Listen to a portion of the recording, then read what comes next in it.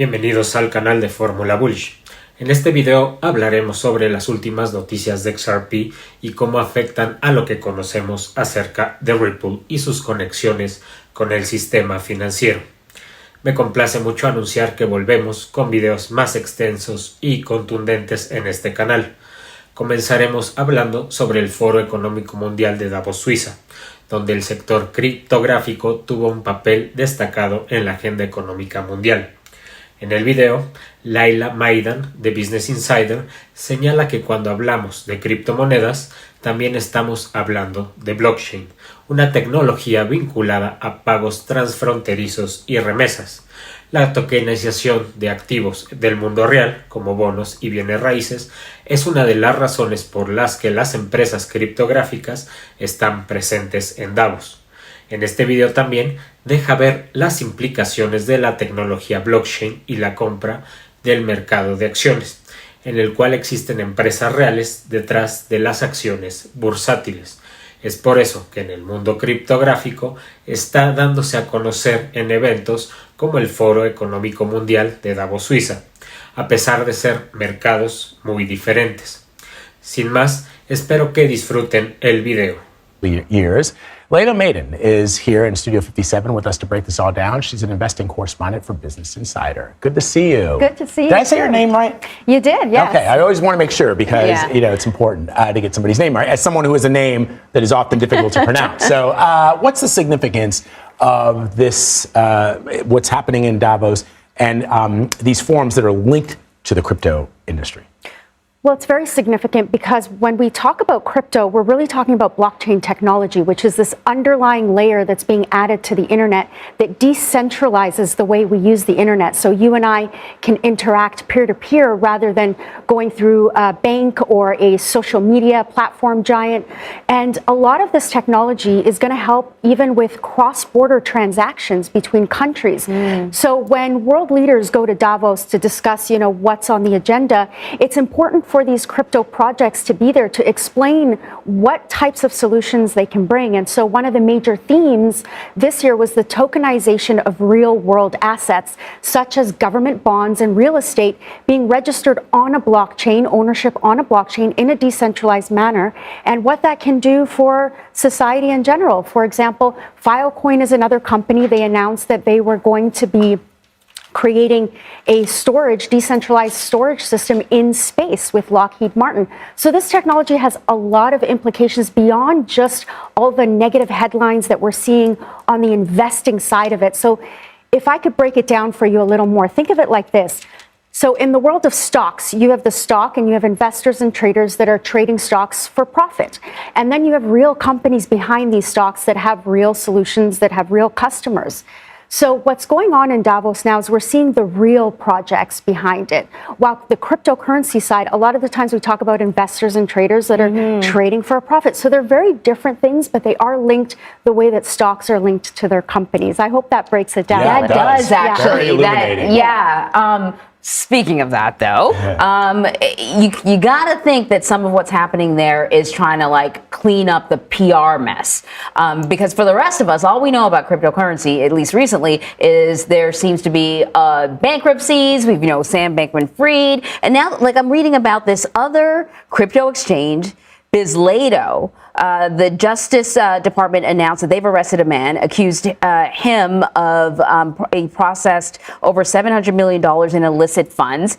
That sounds massive to me, $700 million, but then I hear about billions of dollars missing in cryptocurrency. But then even even though we're talking about millions, hundreds of millions and billions, in the grand scheme of things, it's hard for me to understand how much of an impact these arrests have.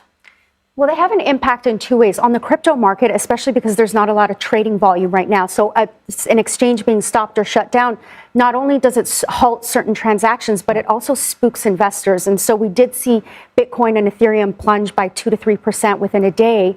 But also it sends a message to anyone that entered this space earlier on before government sort of came in and understood what was going on, to say that if you are committing a crime, even if it's in the blockchain sector, we're catching up and we're understanding how this is going. So actually the language that the Department of Justice used around this arrest was encouraging for the crypto market, because instead of saying that they're coming after the crypto market in general, they said that they're coming after people that are taking advantage of the crypto market for their crimes. ¿Qué les pareció el video? Continuamos con el CEO de Ripple, Brad Garlinghouse, en donde nos habla sobre la demanda de XRP y cómo espera que se resuelva este año. Brad también nos habla sobre cómo Ripple no cederá a un acuerdo hasta que se reconozca que XRP no es una acción bursátil. Como se sabe, Gary Gensler de la SEC está comprometido a no permitir que esto suceda. Además, Brad nos habla sobre la criptorregulación y cómo XRP podría ser la primer criptomoneda regulada.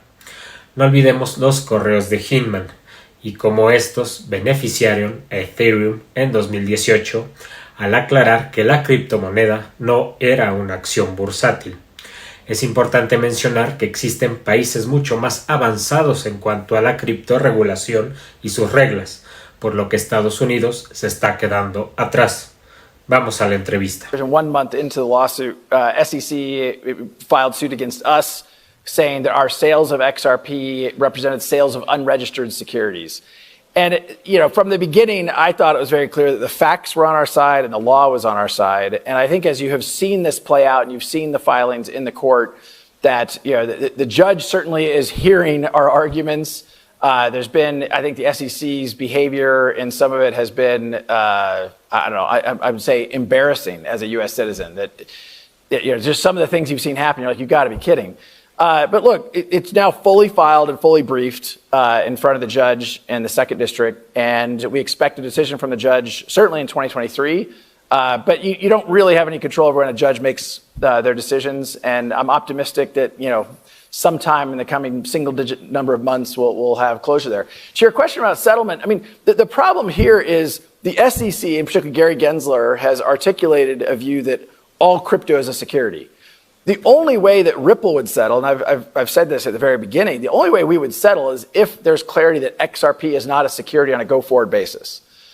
So you have this conundrum where the SEC is saying all crypto is a security. We're saying there's only a settlement if we can say XRP is not a security on a go-forward basis. So the Venn diagram for settlement is, I think, zero.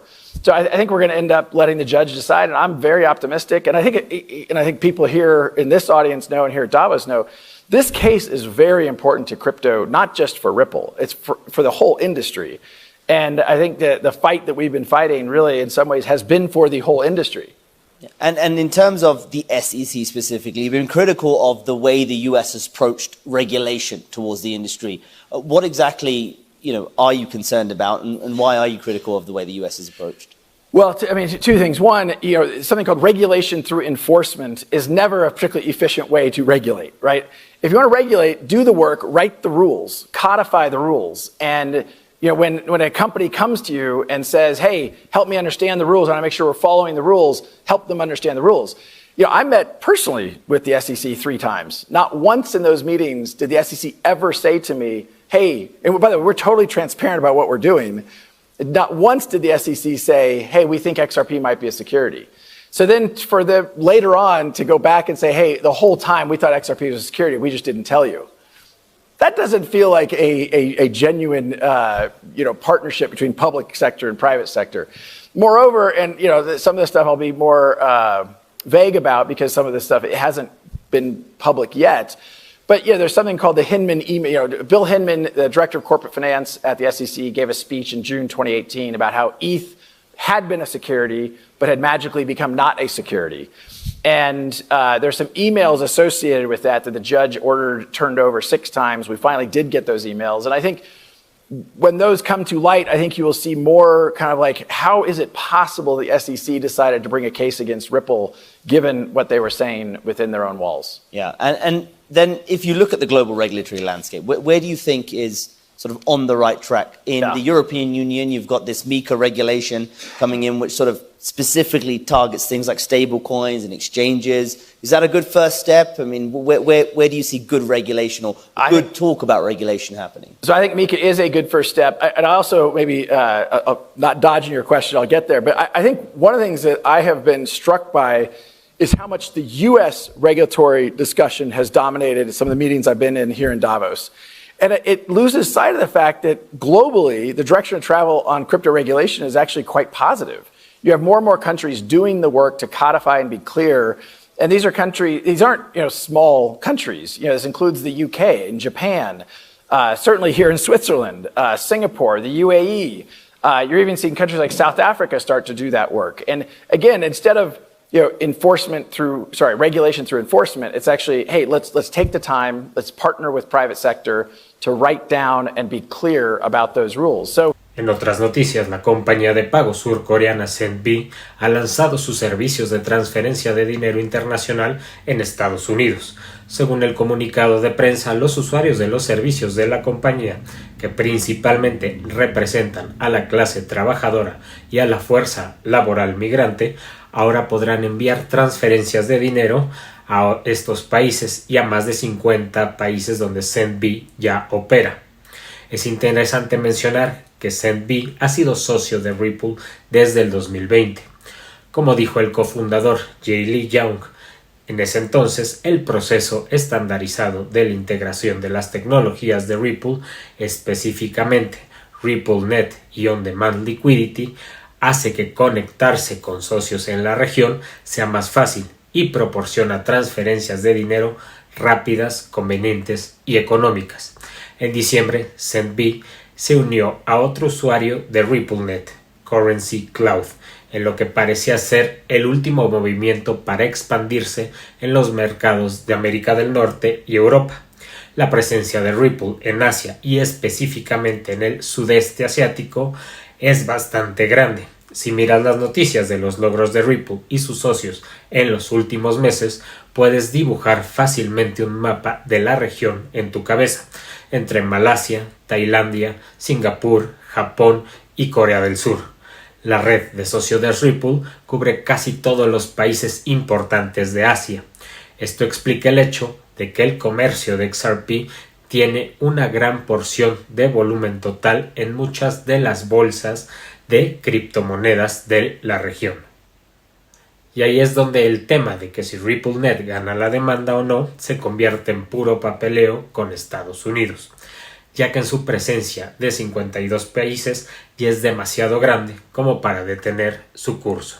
Continuamos con que la Universidad de Harvard ha publicado recientemente un informe sobre el camino del dólar digital estadounidense, en el cual el autor Yayesh Mehta menciona que la tecnología del blockchain ha alcanzado la madurez suficiente para manejar la moneda fiat en formato digital.